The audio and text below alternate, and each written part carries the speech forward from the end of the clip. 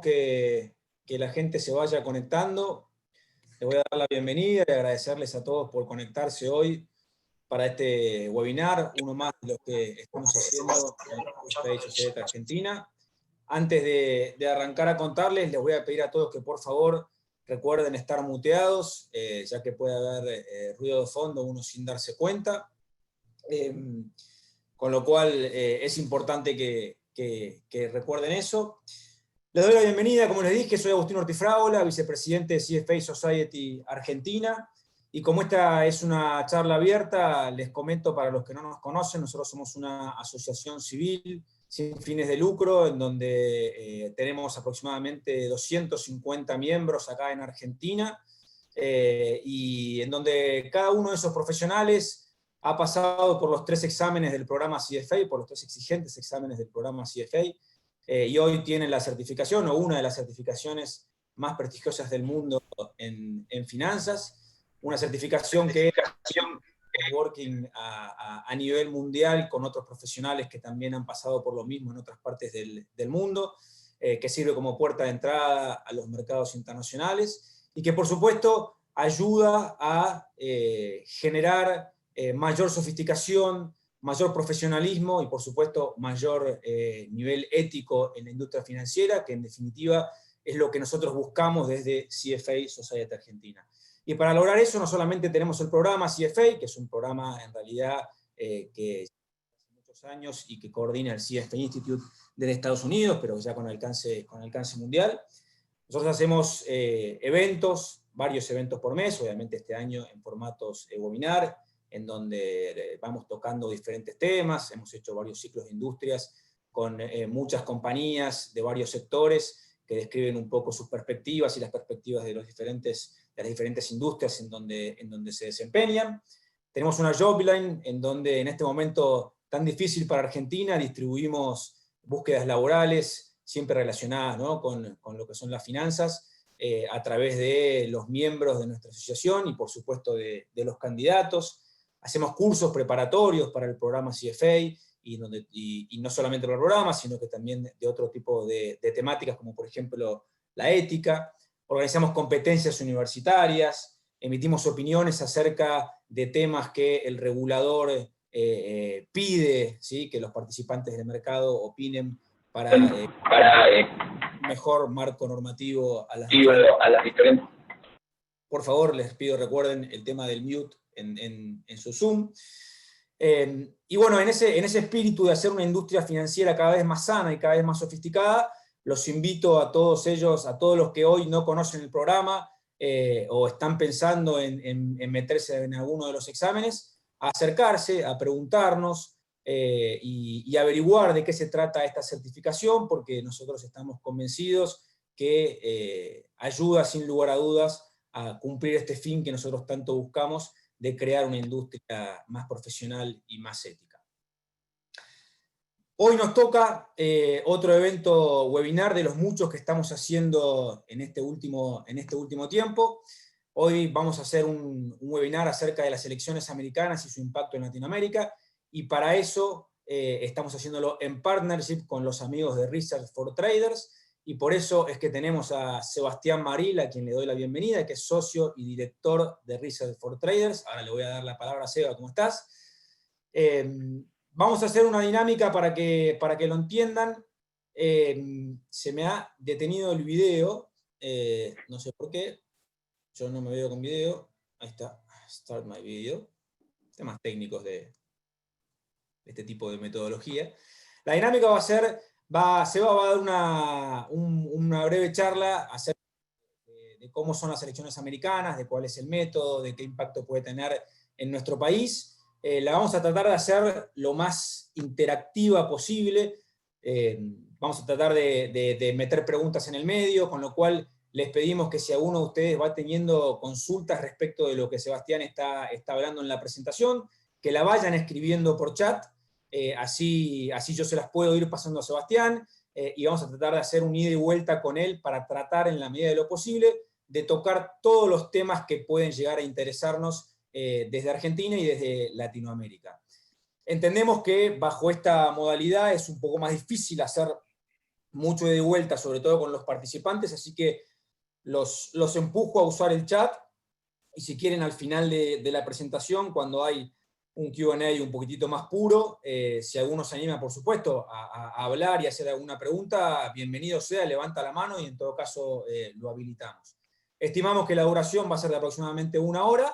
Si la dinámica sigue con muchas preguntas, lo elongaremos un poco más. Y como les digo, si nos queda algún tema fuera, siempre puede haber consultas posteriores. Así que, Seba, muchas gracias por acompañarnos, muchas gracias a vos y a Richard for Traders, y te cedo la palabra.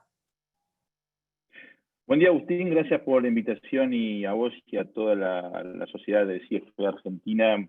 Hoy, a ver, aunque quedan 3 semanas voy a compartir pantalla mientras hablo, aunque quedan 3 semanas para las elecciones de los Estados Unidos, aún falta mucho. Yo me acuerdo que las últimas 3 semanas se han dado numerosas charlas y generalmente caen jueves y viernes. Y lo más cómico de esto es que presento la presentación y de una noche y al día siguiente me levanto con sorpresas. Primero fue el coronavirus de Trump, y después la semana pasada fue la propuesta de aplicar la enmienda número 25 de la Constitución norteamericana para remover a Trump del poder por problemas de salud. Y ayer nos encontramos con la publicación del New York Post sobre los emails confidenciales de Joe Biden y de su hijo, Hunter Biden, intentando hacer tráfico de influencias con el entonces vicepresidente de los Estados Unidos para beneficiar a una empresa ucraniana donde Biden era miembro del directorio.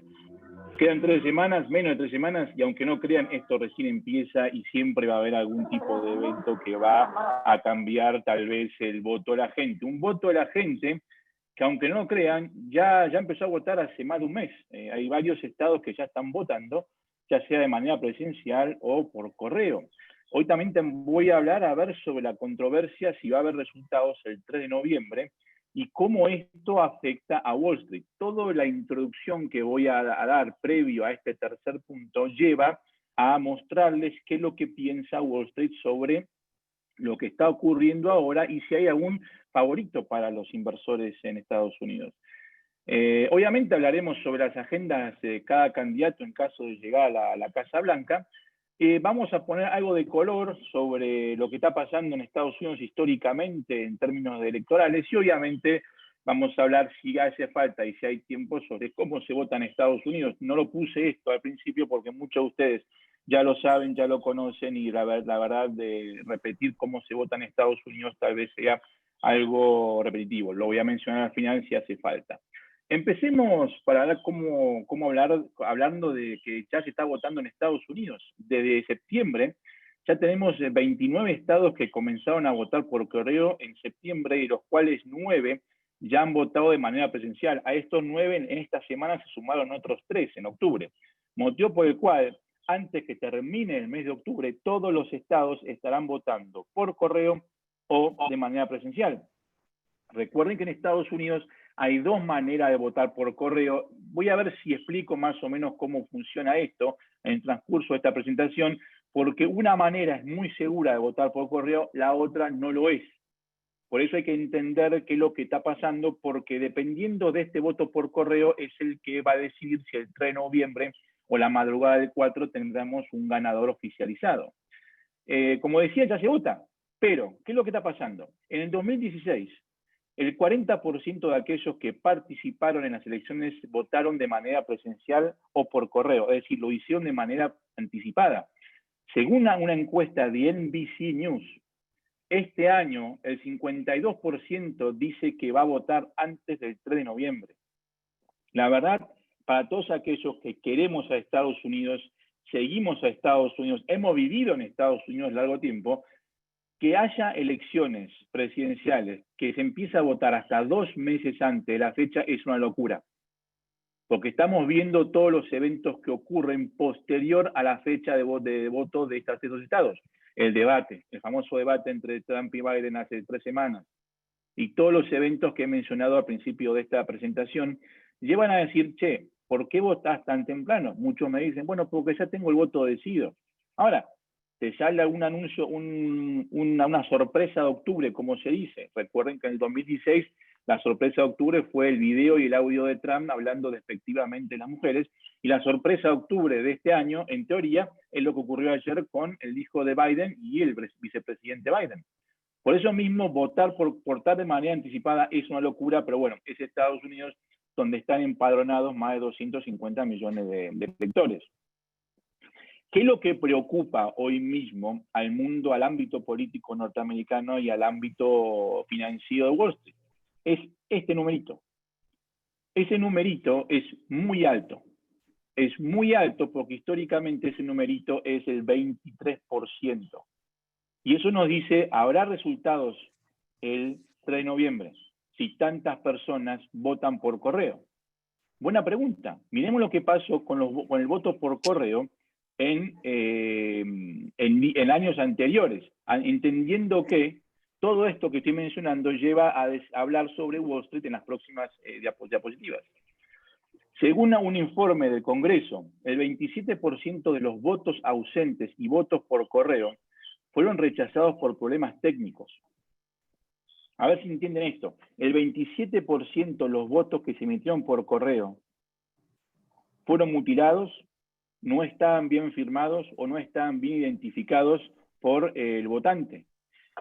En Estados Unidos se vota de dos maneras por correo. Aquí quiero detenerme para entender bien. Una es el correo ausente. ¿Qué es el correo ausente? Yo, Sebastián Maril, estoy registrado para votar en Nueva York, pero vivo en Argentina o vivo en Miami. Pero sigo registrado en Nueva York. Le pido a las autoridades electorales de Nueva York que me envíen un voto para yo poder votar. Las autoridades de Nueva York, ¿qué es lo que hacen? Certifican mi identidad y comprueban que la persona que está pidiendo el voto es efectivamente Sebastián Maril. Una vez hecho eso, me mandan el voto a donde yo le pido que me lo manden. Llega el voto, lo lleno, lo firmo y lo devuelvo a una dirección electoral que me dice en la Comisión Electoral del Estado de Nueva York que tengo que enviarlo. Una vez que llega ese voto ahí, se contabiliza siempre y cuando cumpla con los requisitos de voto ausente, que es si la firma coincide, si no llegó mutilado, si realmente viene de la dirección que dice ser que viene. Esto es muy seguro. El voto por correo ausente es muy seguro. Ahora bien, después está el voto por correo.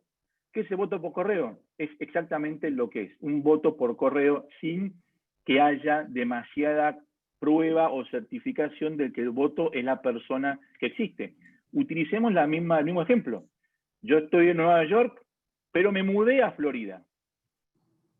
Las autoridades de Nueva York mandan votos, se llaman ballots, a todas las direcciones registrados en el estado de Nueva York. Si yo me mudé a Florida, la persona que vive en mi ex departamento en Manhattan recibe un voto, lo firma, lo llena, haciéndose saber que Sebastián Maril lo devuelve. Y hay muchos estados que no comprueban que esa firma es exactamente la de Sebastián Maril. Mientras tanto, el residente de ese edificio no solamente votó por Sebastián Maril en Nueva York, sino que también votó con su nombre en Nueva York y Sebastián Maril votó en Miami. Si ustedes no me creen, googleenlo, es así.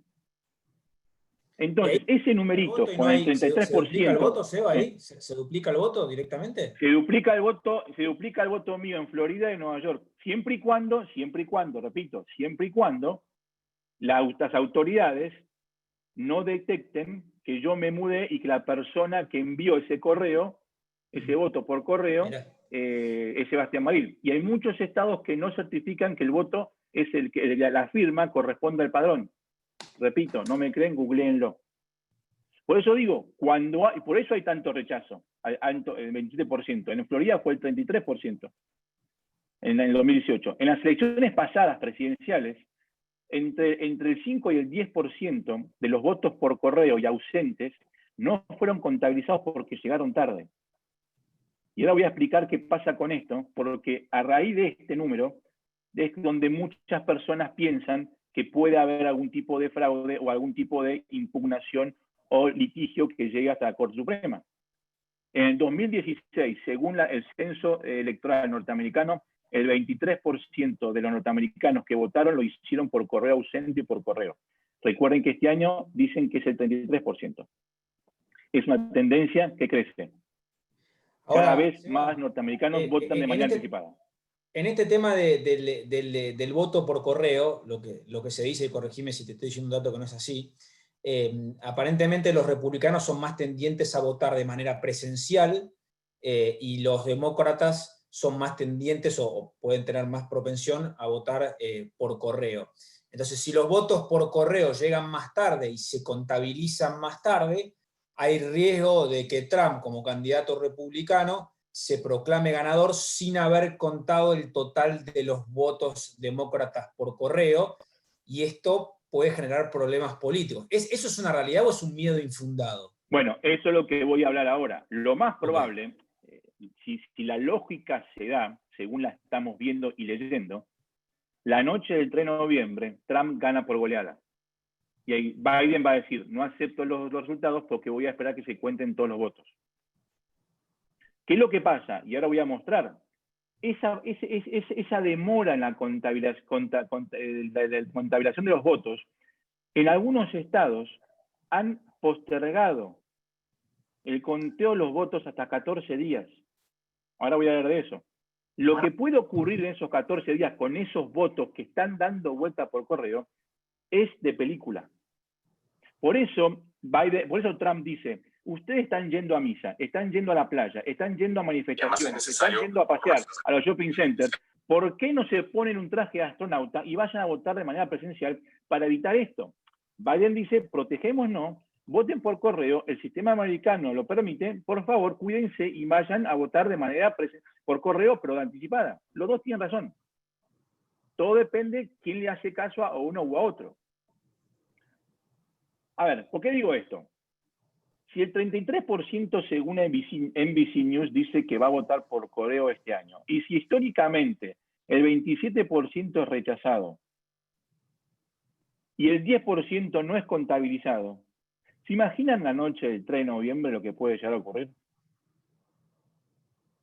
A ver, la única manera que esto no ocurra es que si, como dije anteriormente, un candidato u otro gana por tanta diferencia que no hace falta esperar que se contabilicen todos los votos por correo. El problema, es que ahora vamos a ver más adelante, es que hay mucha polémica. ¿Por qué? Estados muy importantes, que no coincidentemente son estados muy importantes, han postergado la fecha límite para contar los votos. Michigan hasta 14 días, Wisconsin 6 días, Pensilvania 5 días. Estas noticias no las vamos a ver en California, Nueva York o Alaska, que son estados que ya sabemos cómo van a votar. Lo estamos viendo en los famosos swing states, los famosos estados péndulos. Por eso te dice, la noche del 3 de noviembre, si hay tantos votos por correo, vamos a esperar que estos estados los cuenten. Adicionalmente, hay otras controversias. El estado de Florida, por ejemplo, está investigando a Michael Bloomberg por haber, en teoría, no se sabe, no se ha comprobado, si es un delito o no, que Bloomberg, que sí lo ha hecho, pagado la fianza a 33.000 exdelincuentes que no pueden votar, que ya están libres, no pueden votar a no ser que paguen una fianza. Como no lo votaron, Michael Bloomberg fue y le pagó. Repito, googleenlo, esto es cierto. Se está discutiendo si esto es legal o no. Estamos viendo cómo en Wisconsin se encontraron votos por correo ausentes que ya están, en teoría, enviados por correo en una banquina. Lo mismo pasó en Pensilvania. Y estos clips de noticias hay por todos lados, hay muchos más. Entonces, lo que estamos viendo es lo siguiente. Puede haber o no puede haber fraude, y Wall Street te está diciendo que tiene muchas chances de que haya fraude. Ahora vamos a ver los índices. ¿Qué es lo que pasó en 2016? Tomemos Florida. Antes que nada, tomemos Estados Unidos. Estados Unidos son más de 3.000 condados. Trump ganó la gran mayoría de ellos, pero ¿qué pasa? Hillary ganó las grandes urbes. Históricamente los demócratas ganan las grandes urbes y los republicanos ganan el interior del país. Pero como está tan bien identificado en Estados Unidos qué condado vota a qué partido político, si yo, Sebastián Maril, por ejemplo, soy republicano y quiero hacer fraude, Mientras haya un voto por correo, como hemos estado en Florida, voy a los condados azules, que son demócratas, y me robo o mutilo o hago que se pierdan votos por correo en esos distritos. Las chances de que encuentre un voto demócrata son altas.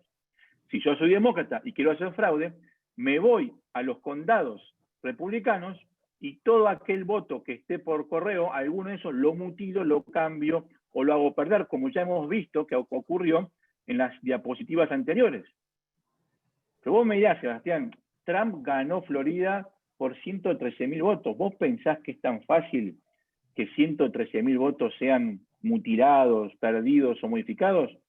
Miremos Pensilvania. Esos son los condados republicanos. Miremos Pensilvania. Trump ganó Pensilvania por 44.000 votos. Es mucho, Sebastián. Ah, ¿sí? Ok. ¿Por cuánto ganó Trump Michigan? Por una moneda. ¿Y cuál fue el estado que acaba de postergar el conteo de los votos 14 días? Michigan, lo acabo de mostrar. ¿Vos pensás que en esos 14 días nadie se va a tentar, tanto republicanos como demócratas, a meter mano en el voto por correo? Eso es lo que está asustando Wall Street. Y hoy Wall Street te está diciendo, muchachos, si el voto por correo nunca fue un tema crucial, ¿por qué este año sí lo es? ¿Por qué no adelantamos la fecha límite para votar en vez de postergar la fecha de conteo? Y hoy Wall Street te está mostrando, con el futuro del VIX, que espera mucha incertidumbre en los mercados el día de las elecciones. Miren cómo se mueve el VIX, los futuros del VIX, de a partir de la semana pasada hasta el día de inauguración. Pero vos me dirás, Sebastián, esto pasa en todas las elecciones presidenciales. No necesariamente. Miren los precios, miren la estabilidad que había el año pasado, hace 4 años. Cuando hay incertidumbre sobre la disponibilidad de resultados concretos el 3 de noviembre, es cuando Wall Street dice, nosotros a 3 semanas esperamos que vaya mucho lío. Y repito, la única manera que Wall Street va a estar tranquilo es si la noche del 3, la madrugada del 4, el perdedor declara, ok, perdí, congratulations a aquel que ganó. O sea que el principal riesgo que vemos hoy, Seba, tiene que ver más no con quién gane, sino con el conflicto político de que se pueda definir la elección sin un candidato que pierde y que denuncia fraude, básicamente. Si realmente el voto por correo va a ser tan importante como dicen que va a ser, el perdedor, sea Trump, sea Biden, lo más probable es que diga, voy a esperar a que se cuenten los votos. Y ahí es cuando empieza a haber impugnaciones. ¿Por qué? El perdedor va a decir, che, como dije recién, encontraron votos en la banquina en Wisconsin, encontraron votos mutilados en Pensilvania, los votos de los condados republicanos o demócratas de Michigan están tardando en llegar y no parecen ser verdaderos. Son hasta 14 días donde el ganador puede decir, el ganador, aquel que quiera hacer fraude, tiene la chance de hacerlo. Rara vez pasa esto, nunca pasa esto. Pero este año, como hay tanta gente que va a votar por correo por el coronavirus, hay miedo a que esto ocurra. Y los inversores te lo están mostrando por cómo reaccionan con el tema de la volatilidad que esperan de cara a las próximas 3 semanas y posterior hasta el día de inauguración. Por eso mismo hay que tener cuidado con decir, Biden está ganando por goleada según todas las encuestas. Lo mismo decían sobre Hillary hace 4 años.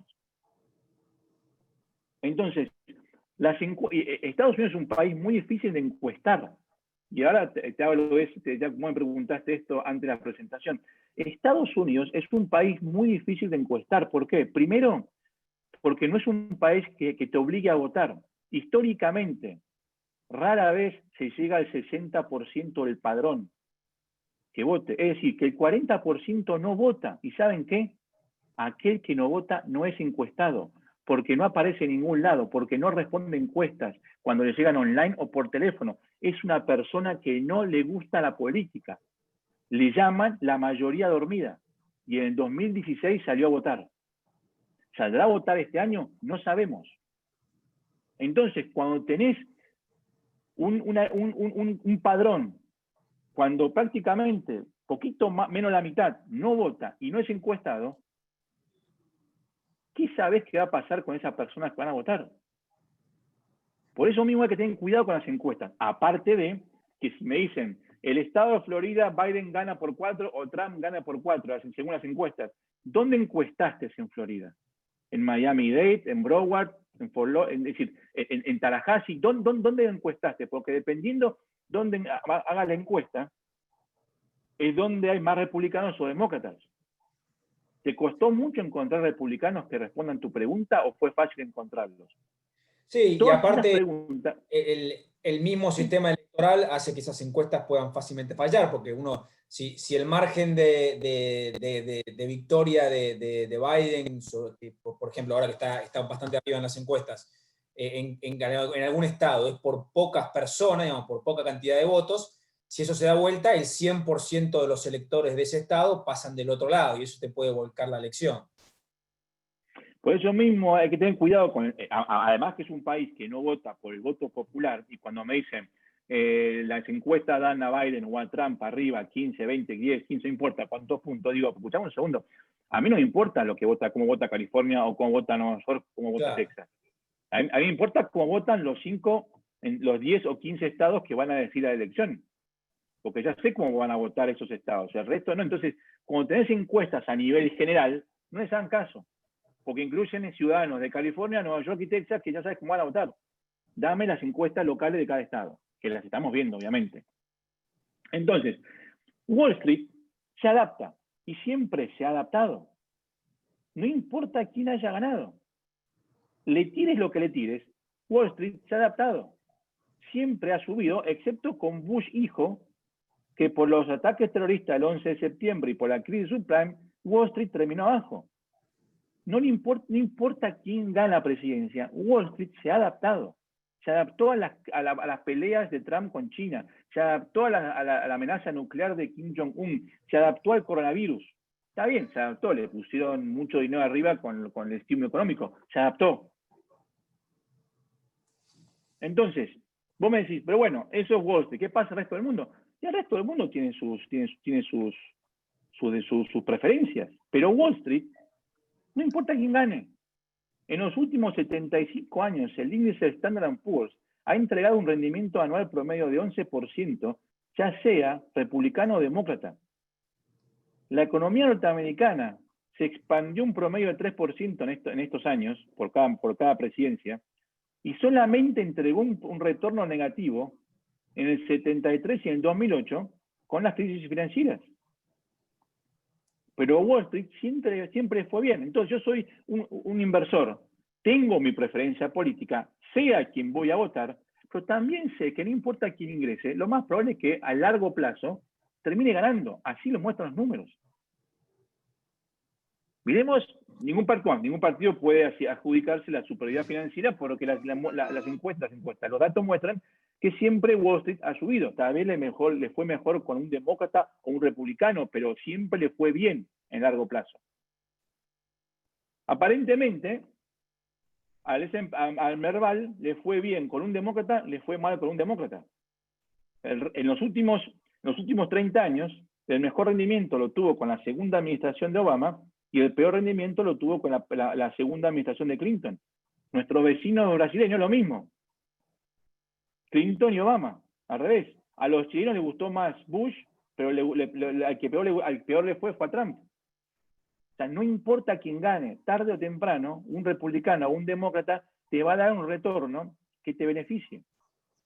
Los commodities parece son fanáticos republicanos, pero la verdad es que los commodities también dependen de si llueve o no llueve, o si hay retenciones en el país donde hay cosechas, como en Argentina, u otros factores externos. Estos son todos datos de Morgan Stanley. Por eso digo, ojo con lo que leen. Ojo con lo que leen.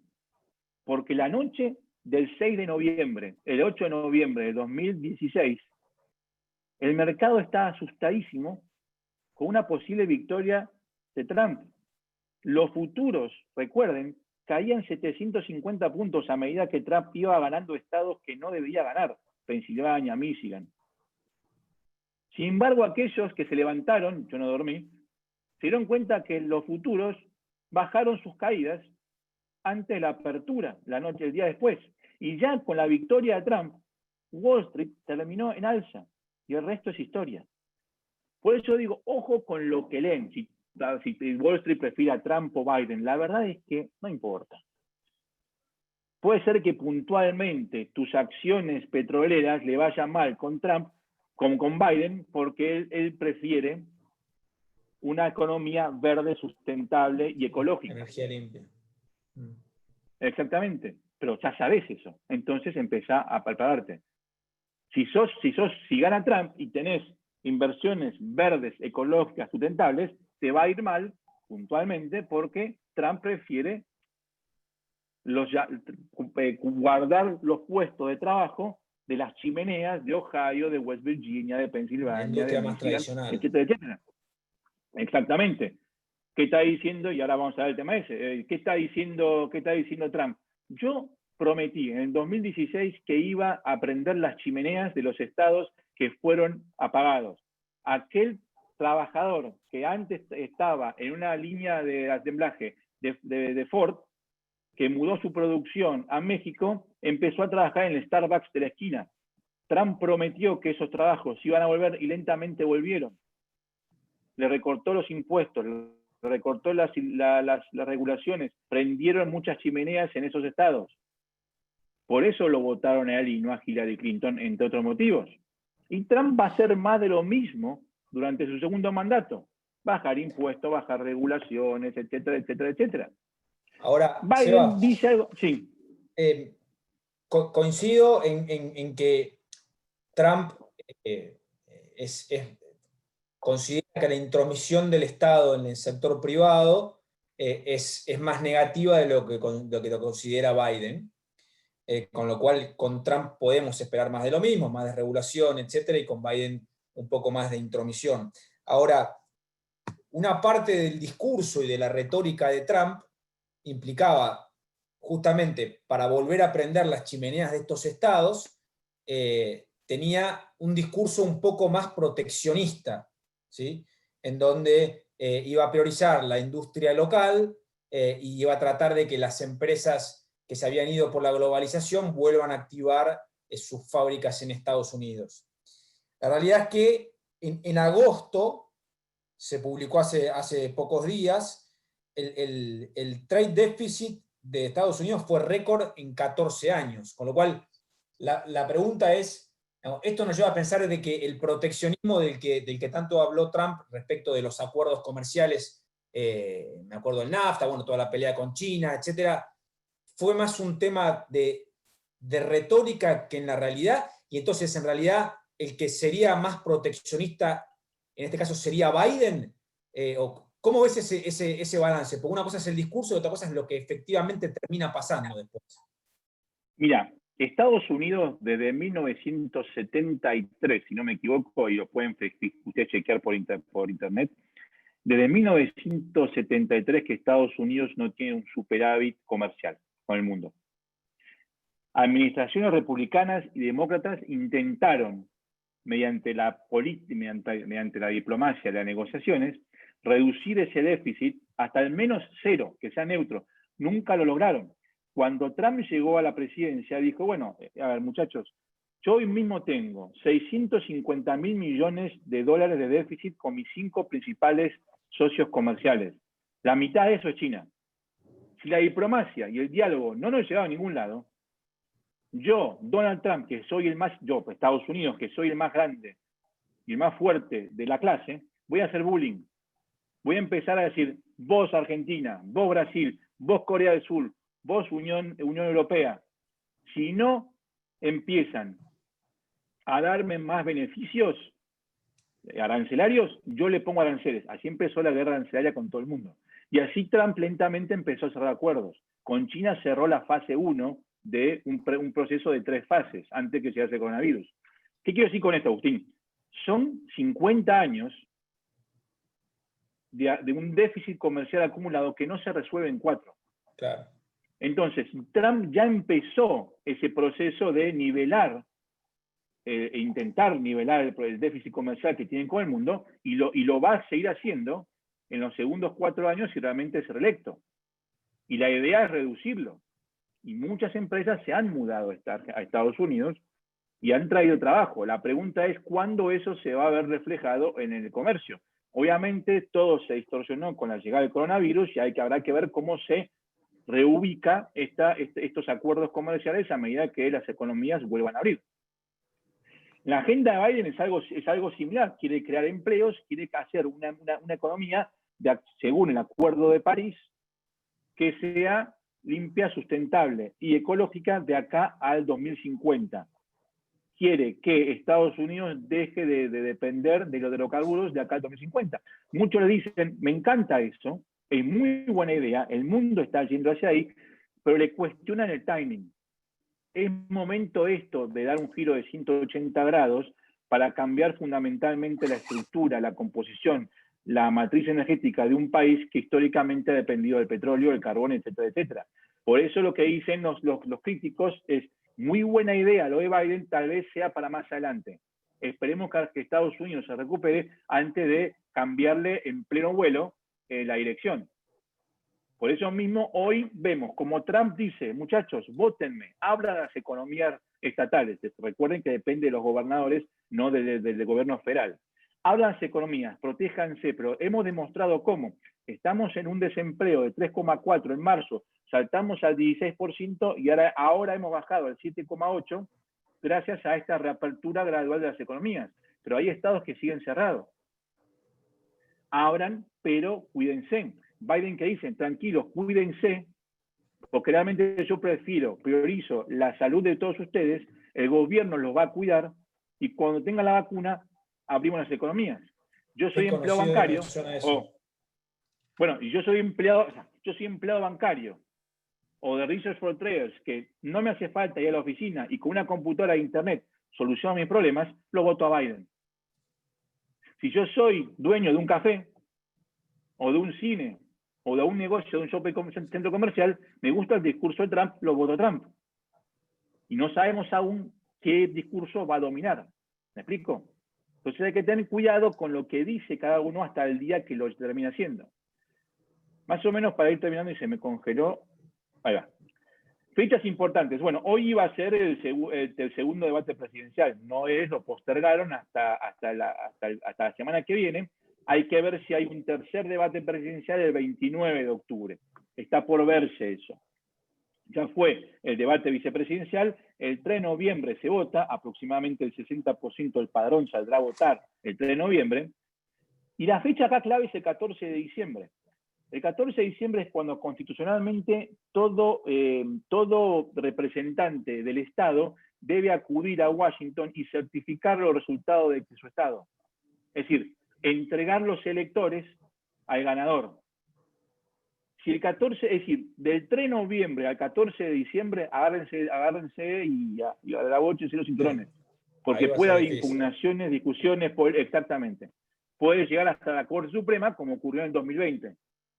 Y la única manera que esto no ocurra es si hay una goleada a favor de uno u otro el 3 de noviembre.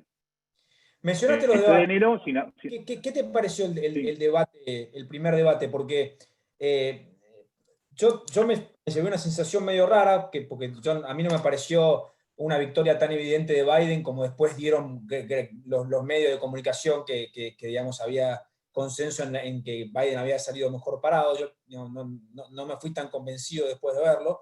Le sumó a Biden porque incluso las encuestas después del debate se ampliaron un poquitito con todas las salvedades que ya mencionamos. No fue un debate, fue una especie de intercambio hecho para las bases y para los fanáticos de cada uno de los dos candidatos. Un piantavoto independiente. Pero mucho fue culpa del moderador por formular mal las preguntas. ¿Qué decir con esto? Te doy dos ejemplos. En el caso de Trump, yo soy Chris Wallace, que fue el que hizo las preguntas. El lunes pasado salió un artículo en New York Times que dice que usted pagó $750 en los últimos 4 o 5 años en impuestos. ¿Usted por qué no publica las declaraciones juradas? Ese mismo artículo, si ustedes lo leen, que es muy largo, muy denso y aburrido, abajo de todo en los últimos 3 párrafos, dice que Trump pagó $27.400 en impuestos por el AMT, Alternative Minimum Tax, que es una especie de beneficio impositivo que reciben los grandes millonarios.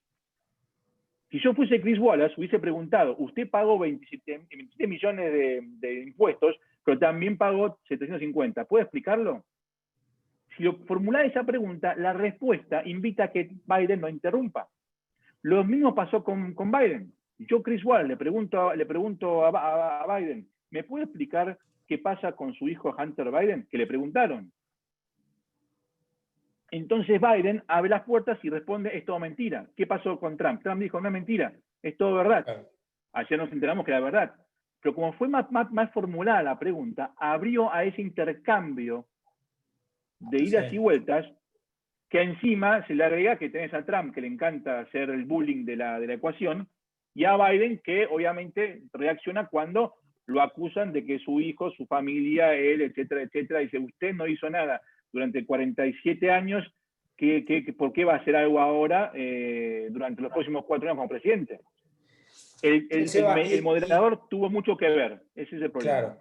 Y siguiendo con los debates, y por ahí en otras circunstancias no te lo hubiera preguntado, pero me parece que el contexto lo amerita, estuvo el debate de los vicepresidentes. La verdad es que yo no lo vi, y que, de vuelta, tal vez en otra elección no le hubiera dado tanta importancia, pero Biden tiene 78 años, entonces probablemente, digamos, si Biden gana, no le alcance para hacer 2 periodos, que es bastante común en Estados Unidos, o incluso, digamos, la probabilidad, según cálculos actuariales, de que fallezca una persona de 78 años, sobre todo con la presión que atraviesa un presidente de Estados Unidos, es relativamente alta. Entonces, teniendo esa edad, ¿qué opinás de Kamala Harris, la vicepresidenta, la candidata a vicepresidenta de Biden?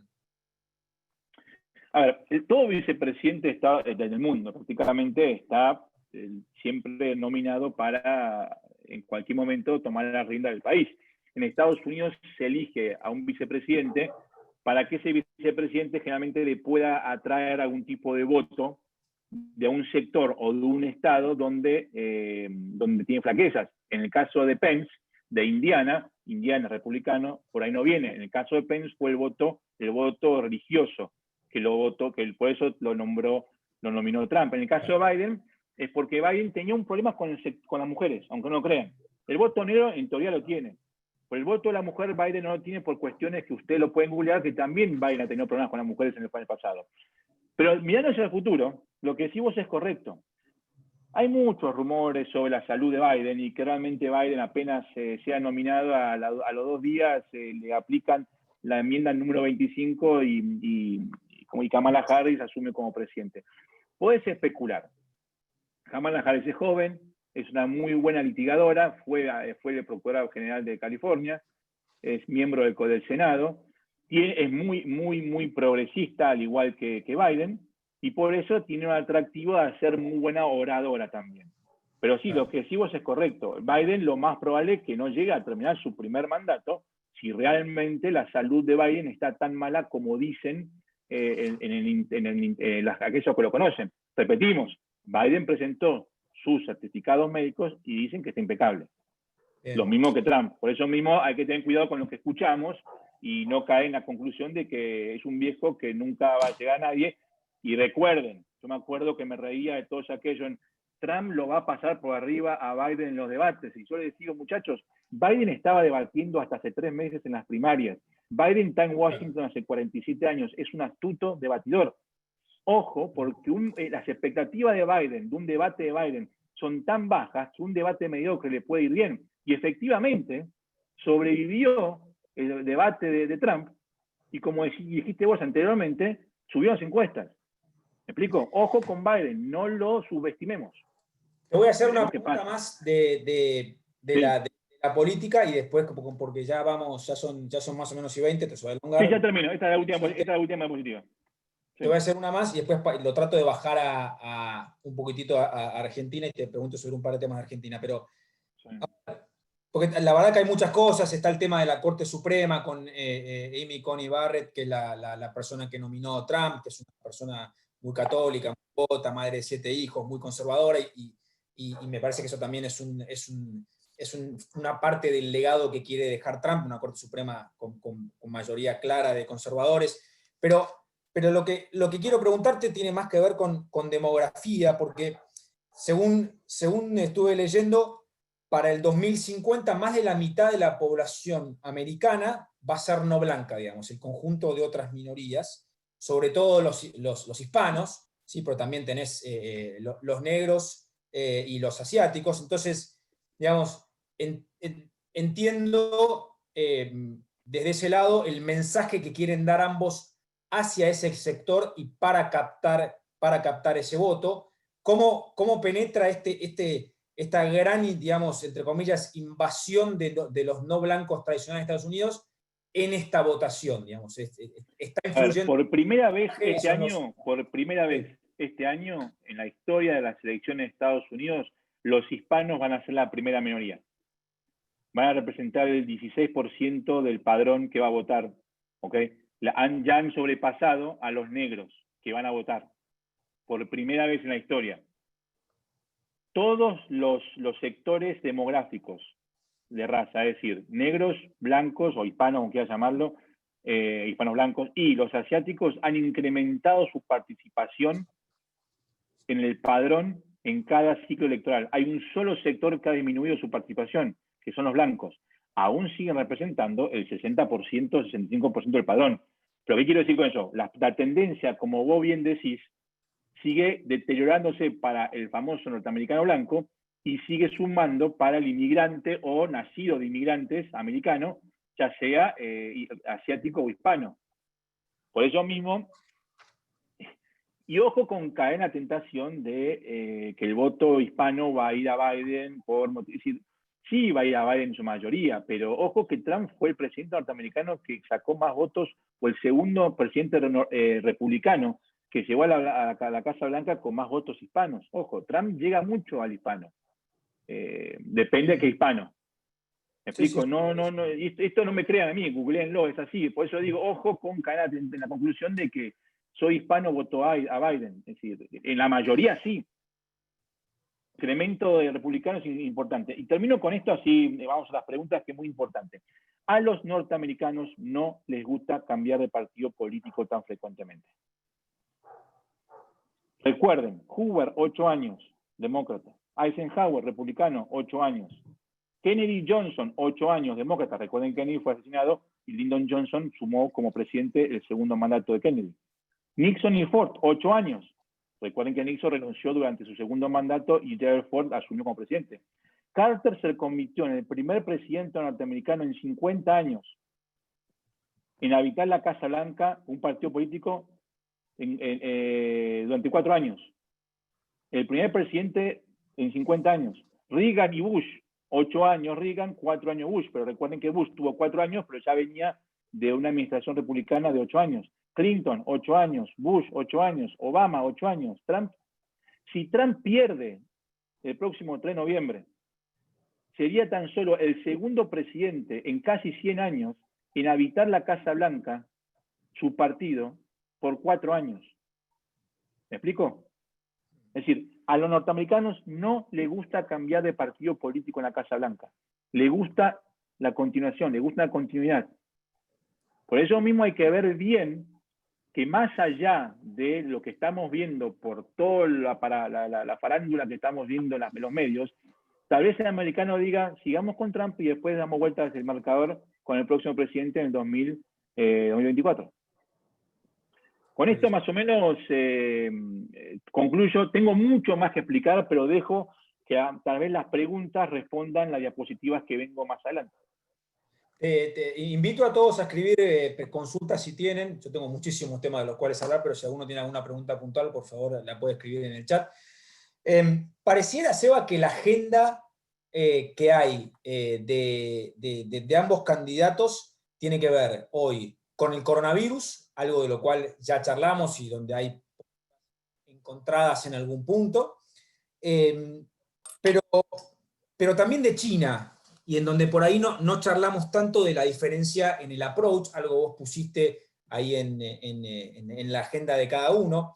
yo intuyo, y corregime si me equivoco, que tal vez, bueno, Trump seguirá con la misma, digamos, con el mismo tono más amenazante, de una forma de negociar un poco más agresiva, y tal vez Biden vaya por una charla más amigable, buscando más consensos, etc. Y en toda esta agenda, digamos, coronavirus, China, Latinoamérica queda un poco de lado, ¿no? Porque no, claramente no es el centro de la agenda. Uno lo puede pensar como una especie de campo de batalla en donde se juegan parte de la influencia global, porque sabemos que China está siendo muy agresivo en cuanto a la influencia que quiere tener en Latinoamérica, y bueno, puede ser que Estados Unidos lo vea como un campo de batalla para combatir la política exterior de China, y ahí es donde puede haber ciertos encontronazos en cómo tratar a Latinoamérica por parte de un candidato y por parte de otro candidato. ¿Qué opinás al respecto, Seba? A ver, Latinoamérica siempre fue el patio trasero de Estados Unidos. Siempre. Pero hay otra realidad. Estados Unidos te trata como vos tratás a Estados Unidos. Si ves históricamente, en el caso de Argentina, mal no le fue a Argentina con Obama, mal no le fue a Argentina con Trump, y dependiendo quién estuvo en la Casa Rosada, tuvimos ciertas inclinaciones hacia aliados o enemigos de Estados Unidos. Por eso digo, Estados Unidos te va a tratar como vos lo tratás. Y en el caso de Alberto Fernández o de cualquier presidente latinoamericano, si vos le das ciertas concesiones políticas más que nada, porque comerciales Estados Unidos no puede competirle, si vos le das ciertas concesiones políticas, Estados Unidos te va a devolver ciertas concesiones comerciales. Macri y Trump hicieron, y Macri y Obama también hicieron de esa manera. Vemos ahora que Argentina está, depende qué tipo de tratado o de declaración conjunta de los países latinoamericanos en contra de Venezuela, Argentina va en contra o a favor de Venezuela, o se abstiene. Esto hoy mismo Estados Unidos está con el coronavirus y con las elecciones, no tiene tiempo de ocuparse de Latinoamérica. Pero ojo, porque todas estas señales quedaron registradas para el próximo presidente. Y Biden no va a ser amigo de Maduro, y Trump obviamente no va a ser amigo de Maduro. Y hoy lo que pide Estados Unidos a Latinoamérica es que intente hacer caer el régimen chavista.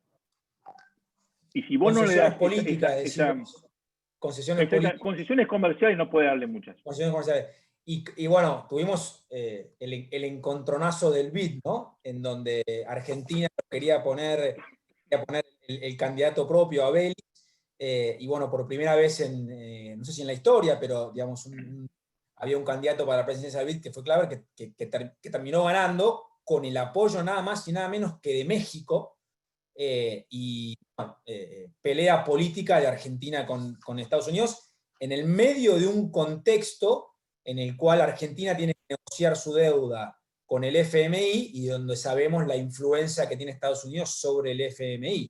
Esas son las peleas a las que se va.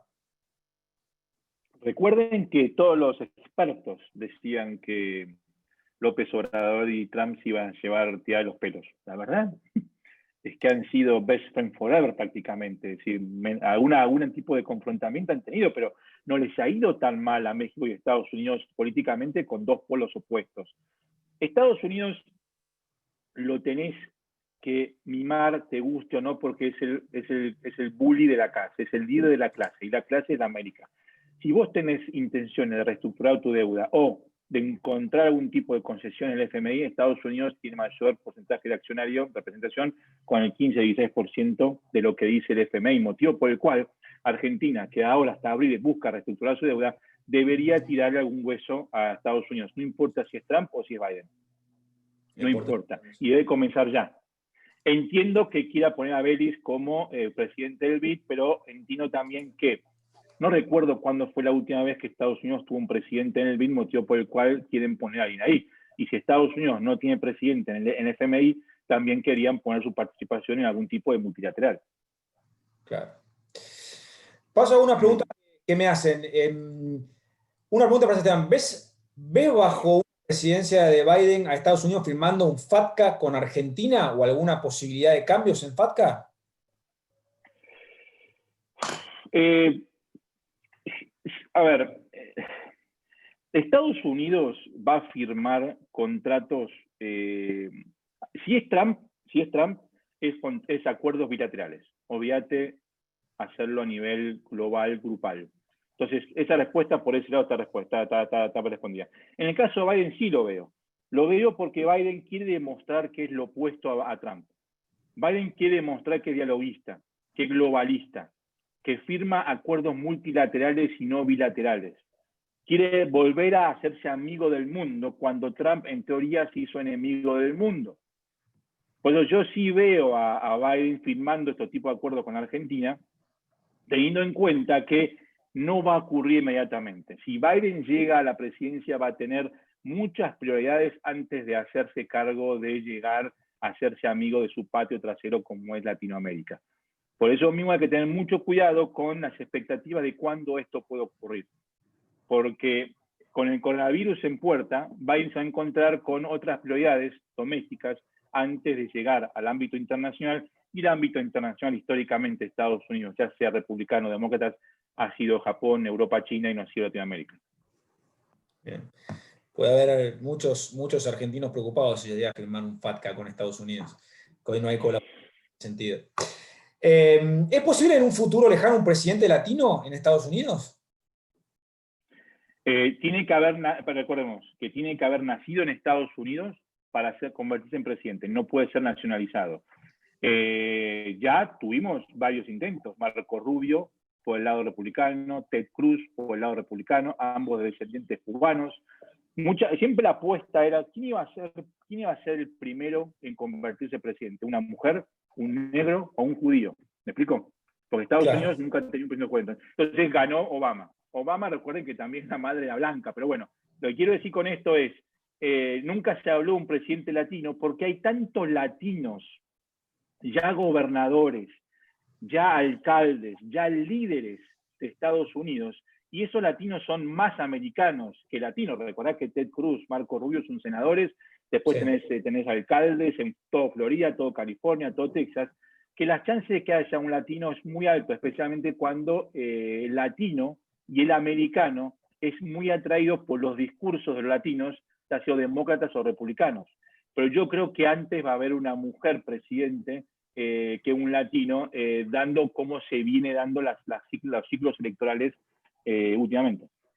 Tal vez la primera es mujer y no por ser elegida como presidente, sino por suceder Kamala Harris. Y mencionaste a Ted Cruz y a Marco Rubio, dos senadores republicanos, que en su momento tuvieron algún que otro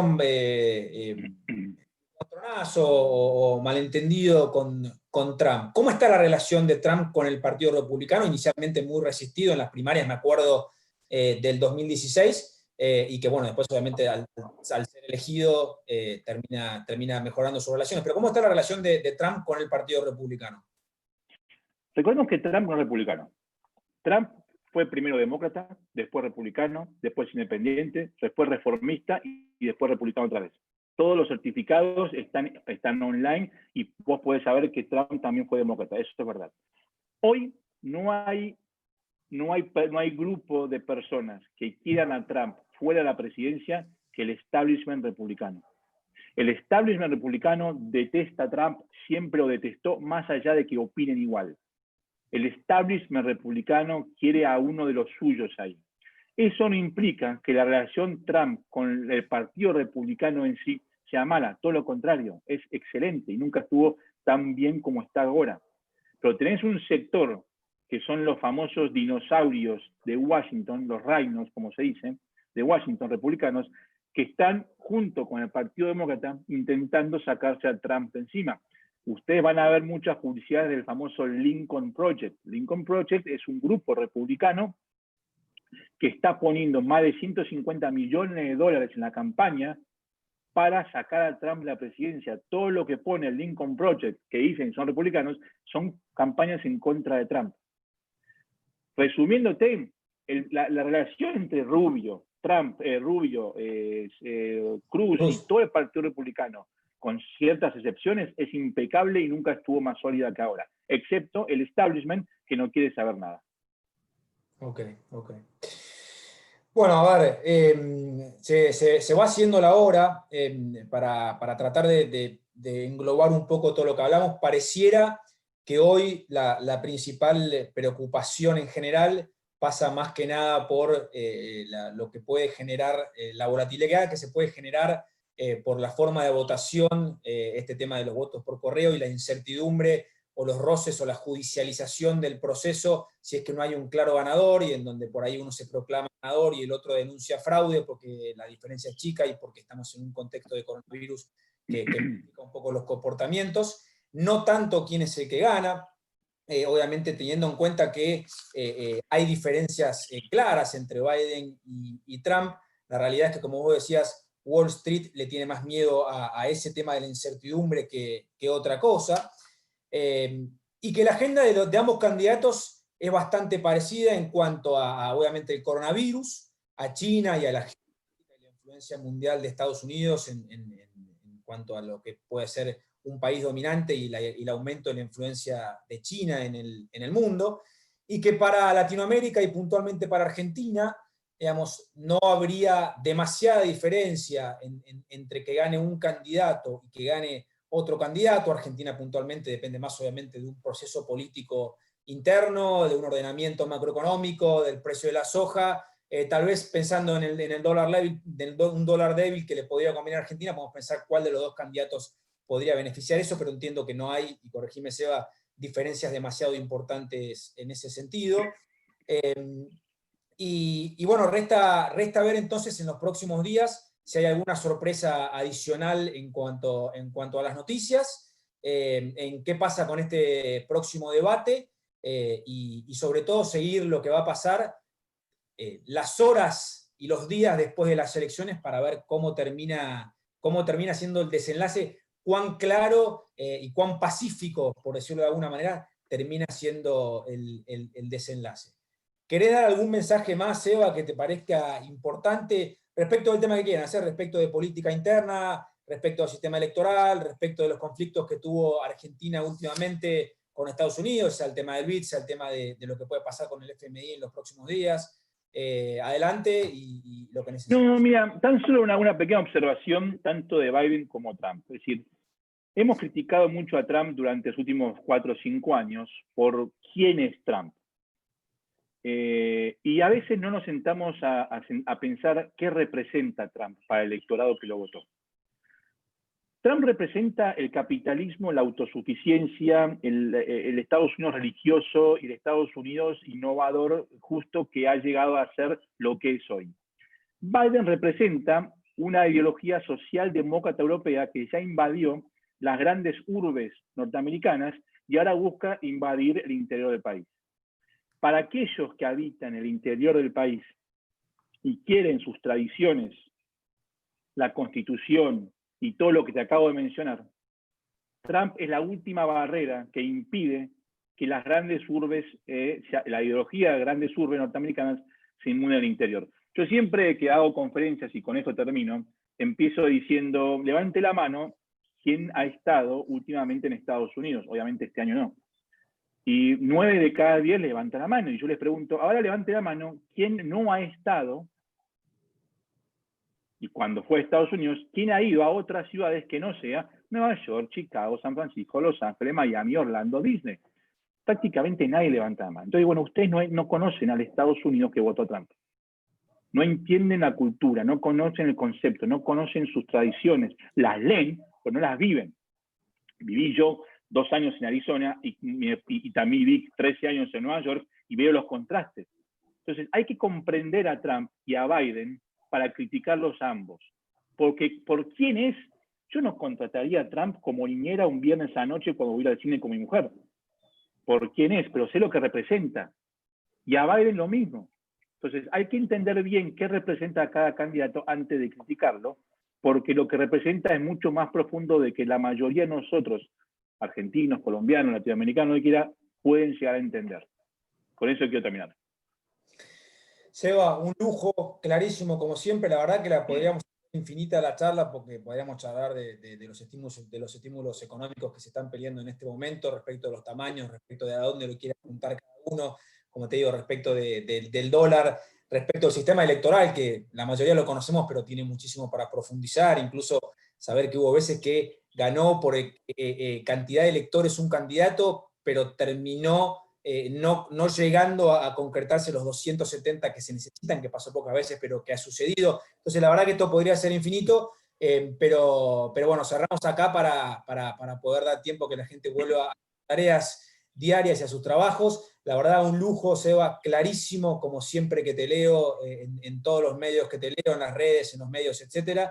Muchas gracias a vos, muchas gracias a Richard for Traders por apoyarnos en esta iniciativa. Muchas gracias, por supuesto, a toda la gente que se hizo el tiempo para estar acá y para escucharnos, y a los que desde la Society, desde CFA Society Argentina, colaboran todos los días para que podamos hacer este tipo de eventos, los cuales seguiremos teniendo charlas, seguiremos teniendo eventos y seguiremos teniendo contacto con todos los miembros y candidatos para tratar de apoyarlos en este proceso. Gracias a vos por la invitación y al CFA. Gracias, Seba, te dejo la última palabra. No, gracias nuevamente por invitarme, a vos y a toda la sociedad de CFA Argentina, y cualquier cosa que necesiten por privado ustedes como también los participantes pueden contactarme y con mucho gusto lo responderé. Un abrazo para todos. Gracias.